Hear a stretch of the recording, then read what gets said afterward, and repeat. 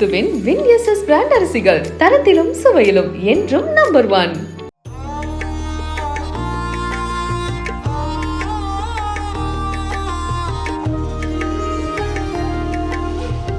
மதுரை மீனாட்சி சுந்தரேஸ்வரர் திருக்கல்யாணத்தை முன்னிட்டு 1,00,000 பக்தர்களுக்கு மதுரை மேல்வெளி வீதியில் உள்ள சேதுபதி மேல்நிலைப்பள்ளி வளாகத்தில் விருந்து தயார் செய்யப்பட்டுள்ளது. விருந்தில் பங்கேற்கும் பக்தர்கள் மொய்ப்பந்தலில் மொய் எழுதிவிட்டு பிரசாதம் பெற்றுச் செல்வது வழக்கம்.